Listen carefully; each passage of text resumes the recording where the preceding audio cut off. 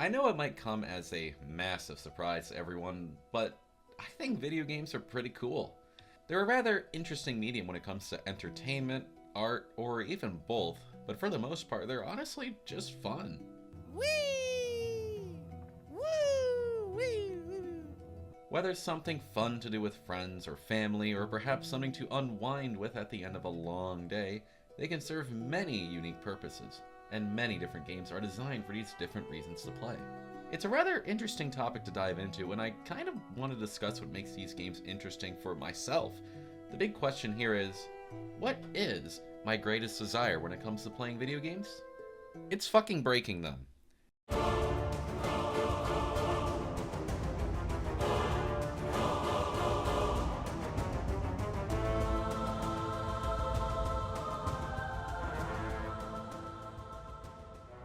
Let's start out broadly. If I were to rate my top 4 favorite games, it would be these ones right here.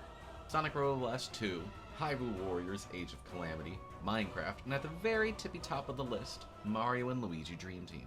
Each of these games are rather different from each other. A Doom engine platformer with low poly graphics compared to an action-based RPG where the goal is to lag your Switch as much as possible. Then, we go from one of the most purchased video games of all time compared to one of the lesser talked about Mario and Luigi RPGs. Despite their differences, each of these games hold a close place in my heart, some through sheer nostalgia and experiences I've had with them, but all of these have something in common, and it's the fact that I can, well, break the video game. Starting lower on the list, we have Sonic Robo Blast 2.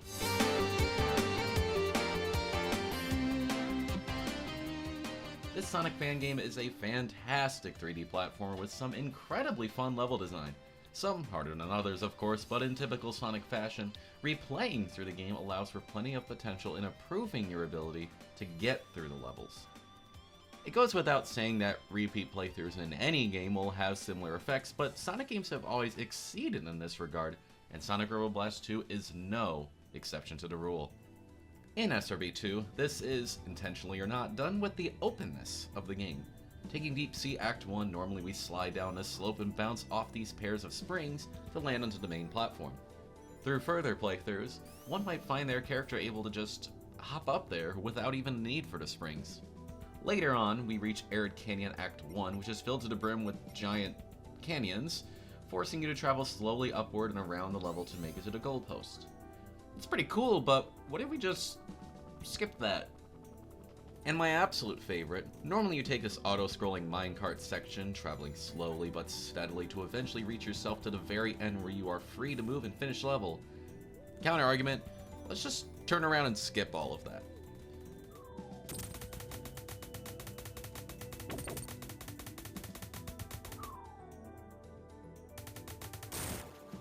These are some of the big ones that come to mind, but for the most part, there's so many small little tricks you can do to optimize your run a little bit, and those little gestures just feel so satisfying. The ability to think, can I do this? And to actually do it is an incredibly fun feeling. Though characters have strengths and weaknesses, being able to find specific strengths in them is an incredible part through the base game. Alright, that was fun and all, but let's talk about the modded stuff. See this fun beachy level where I have to platform all around these bees to make it up? How about we zip onto the top with a spin dash? Liking this massive valley where you're intended to speed around the side of it? Liking how I just hop on through it? See this fun city level where I weave in and around the buildings, hopping to a highway just to reach the end? Let's just climb over that and beat the level in 20 seconds. And those are just the levels. This is Jana, my absolute favorite character to play in Sonic Robo Blast 2, and for pretty much one reason alone: the wall jump. Remember that deep sea issue? How about that giant canyon I had to travel around?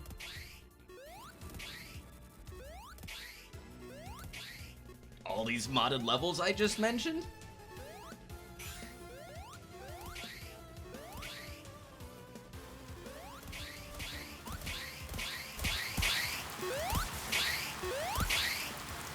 The point being, having played the game naturally the first time around and shifting into just about skipping all of it, whether level or character based, is incredibly satisfying. And even to this day, I'm still discovering ways to skip through sections of the game. Of course, many of these skips are small and more difficult to find, so really it's up to a more experienced player to really notice such. Now, how about a game that makes it rather clear when you're being busted?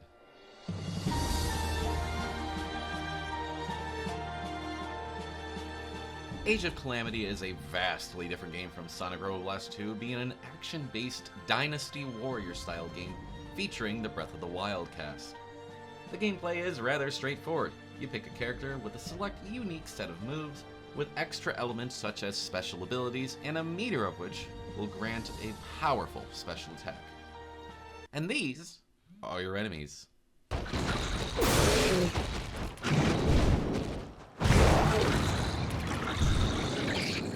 Compared to Sonic Robo Blast 2, this game is much more intended to actually give you a feeling of power. Every character has the ability to shred through crowds of enemies, killing dozens, hundreds of enemies at once.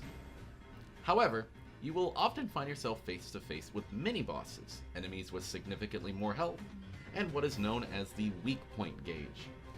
These enemies are rather difficult to kill by just chipping their health away with regular attacks, but whenever you successfully dodge or counter certain attacks, they will have a small opening period where you can attack this gauge, and once emptied, you will be able to unleash a powerful blow, dealing a massive amount of damage.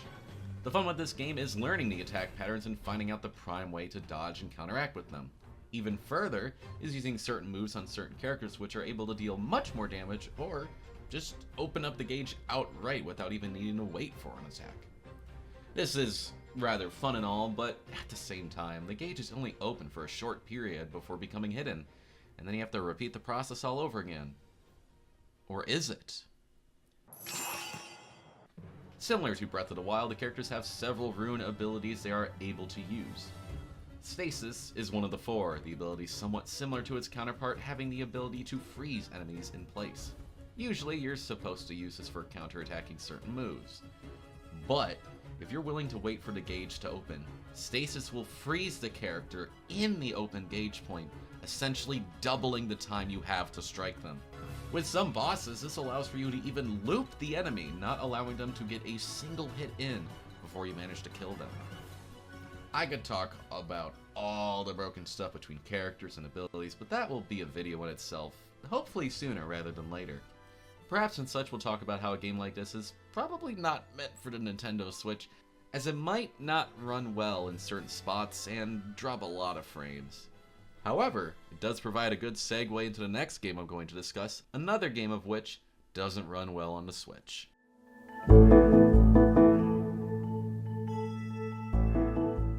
I like to believe that, compared to the previous two games, most of us are well familiar with Minecraft and the mechanics around it.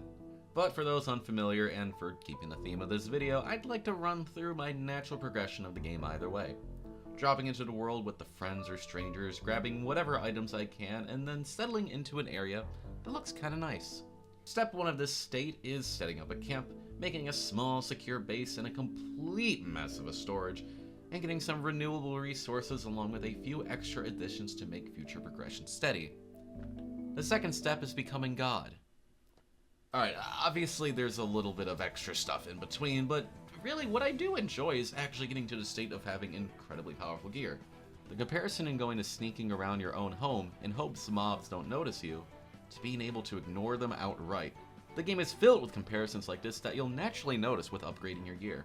Weapons dealing substantially more damage with bonus effects, tools breaking blocks unbelievably faster, or being able to get more of whatever item you're mining. Being able to seek this sort of progression and really feel the actual improvements as you go through the game is really incredibly satisfying. One of my absolute favorites is the Riptide and Elytra combination.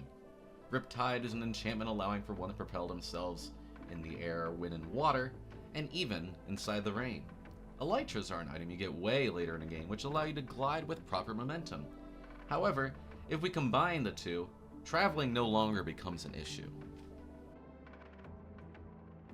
Being able to progress from just slowly swimming into the ocean to being able to essentially transport yourself across the entire world in an instant is just another example of these wonderful comparisons that you find throughout the game.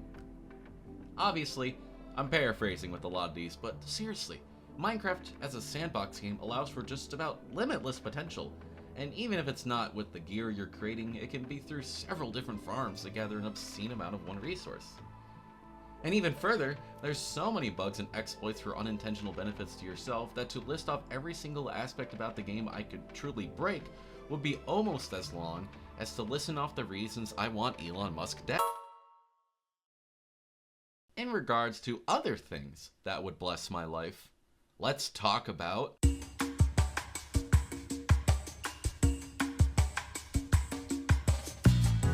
Mario & Luigi Dream Team is my absolute favorite game of all time and will absolutely get its own video when the time is right for it.